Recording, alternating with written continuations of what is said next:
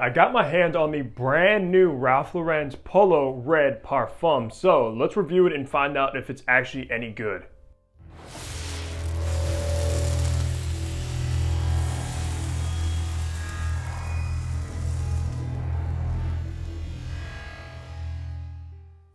Hey, what's going on? Hunter here and welcome back to my channel. And if you are new, what I do is I make fragrance related content. So if you love fragrances, hit the subscribe button down below and also be sure to follow my Instagram page. But in my hands today, I have a brand new release from Ralph Lauren, and that is of course Polo Red Parfum. Now, honestly, I never really got into the Polo Red line. They have a bunch of flankers. I think the original, Intense, Extreme, etc. Eau de Parfum, and then of course the new Parfum. So I'm excited to be reviewing this one and finding out if it's actually worthy of checking out or if it's a complete dud. So let's go to some information about Polo Red Parfum. Now, of course, this was launched in 2023, about a couple of days ago at the time of this recording. It also does come in 3 different sizes, the 40 ml like I have in hand for $78, the 75 ml for $103, or the 125 ml for $135. Of course, the concentration is an extrait de parfum, which is just the highest of perfume oils and fragrances. So I'm excited to talk about this actually wears like a parfum later on the video.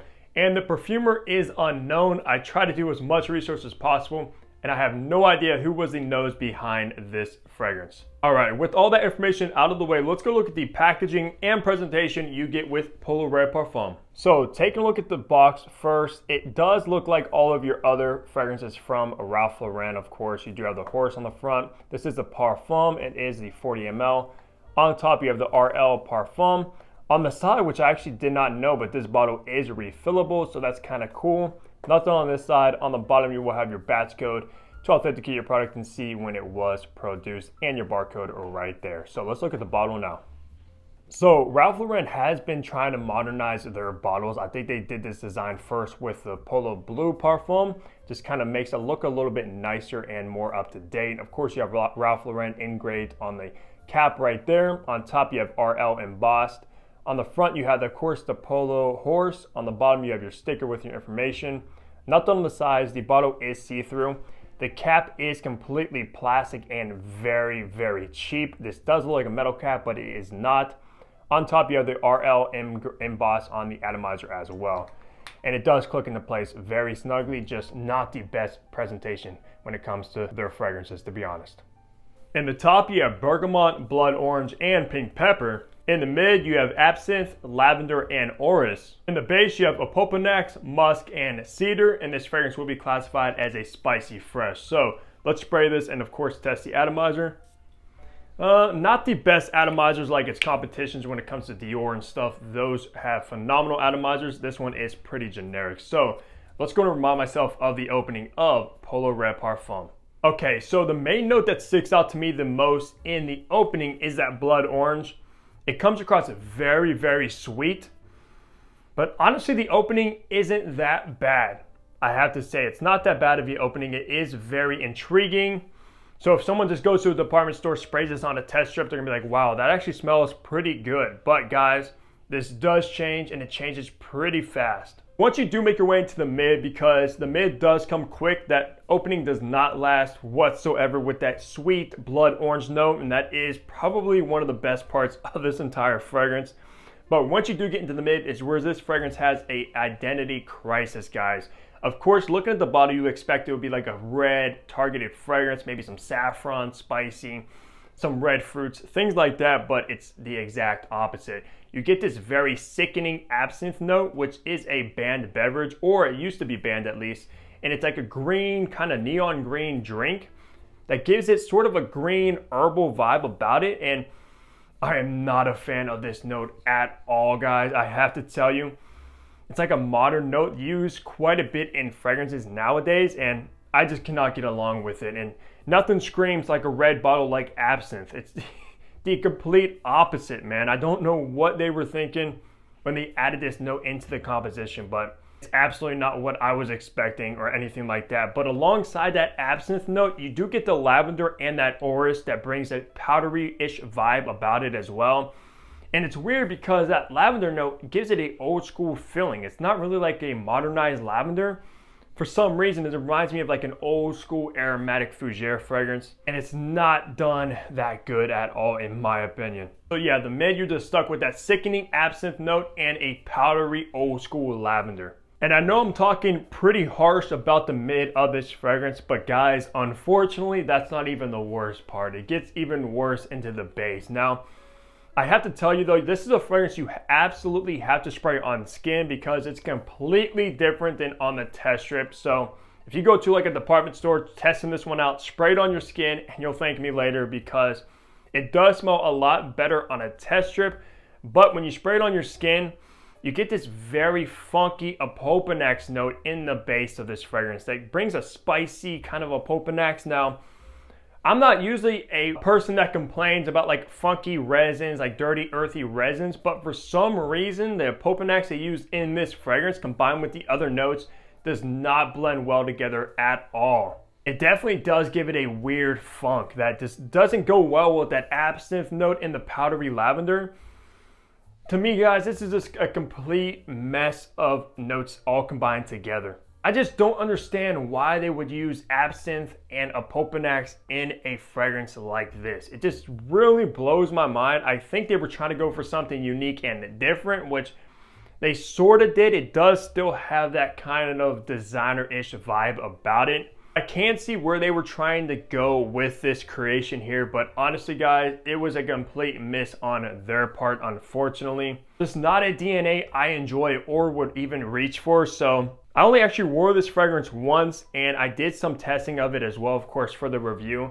And I was not pleased at all when I wore this one throughout the entire day. I was very, very disappointed in the scent profile, and we'll talk about a little bit later the other things I was disappointed about as well. But yeah, just a complete dud and falls flat for me, guys. Nothing special about this, nothing memorable about it either. And I don't even think it has any similarities to the other red flankers or the original, so just completely weird, honestly. I don't usually like to give bad reviews or bad fragrances because I appreciate all fragrances. They're all works of art in their own right, and a lot of people pretty much worked hard to create this fragrance. The perfumer, of course, people in the creativity lab, stuff like that. So a lot went into making this one. And when I'm bashing it or giving a bad review, it kind of does put those people down a little bit that spent a lot of time making this fragrance. But honestly, some people might like this one, but I had to tell you the truth, for me, I'm not a fan of it at all. Especially for the price. Of course, you're paying for the Parfum concentration price. 135 bucks for the 125 ml is pretty expensive for a Ralph Lauren fragrance, and I just do not think it's worth it. Of course, this will probably be hitting like discounters and rack stores within probably a year or so. So if you are looking for this one, it might be worth it for you, maybe around like the $30, $40 range, but do not pay that retail price for it. It will be a complete mistake. So let's talk about the best seasons and occasions to wear this one. For seasons, I think this will wear the best in the fall, winter, and springtime, not necessarily the summer because it's not really aquatic, it's not really citrusy or anything like that, just light aromatic qualities, very sweet, a little bit herbal, and a earthy funkiness in the base. So stick to the fall, winter, and spring if you do decide to pick this one up. Now for occasions, this does give off a casual vibe about it. It's not really formal, it's not classy by any means at all, the exact opposite of a classy fragrance. So more suited for like a hoodie if you're just running errands, hanging out with friends, something like that. But do not wear this one on a date. Do not wear this one to a wedding or anything that you have to dress up. There's plenty of better options for that occasion. For gender and age groups, this is a male fragrance. It does have a slight masculine vibe about it. It's not feminine at all, of course, so it does lean more on the masculine male side of things. But for age groups, this is slightly more youthful. I would say when I smell this one, it does give off sort of a playful, sweet vibe about it that would work better on a younger guy.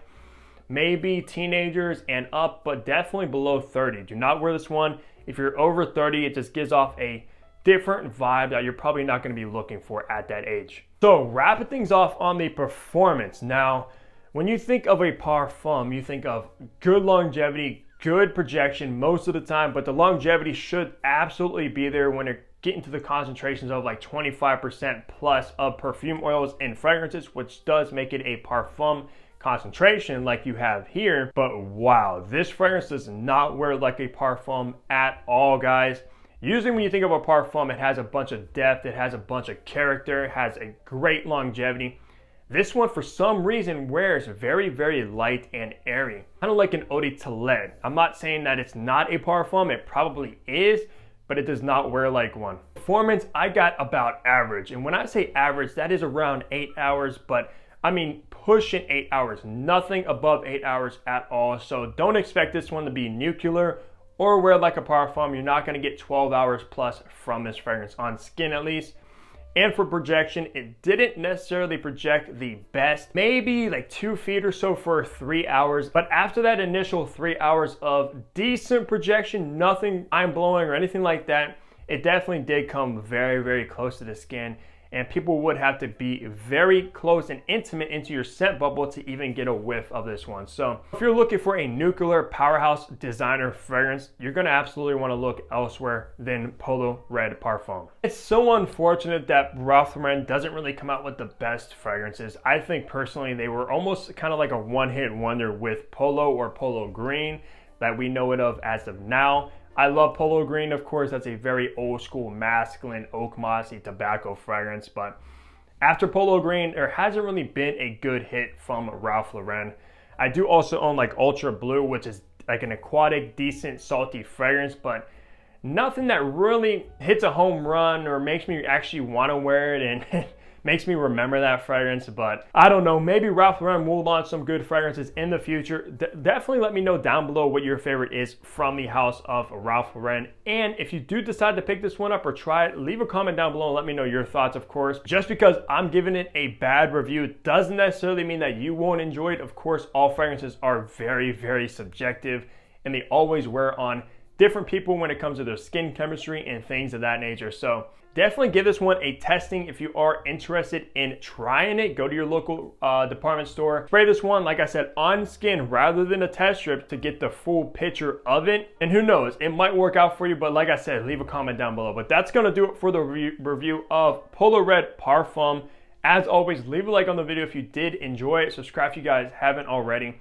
And I'll see all of you guys here back in my next fragrance video. Take care, everybody.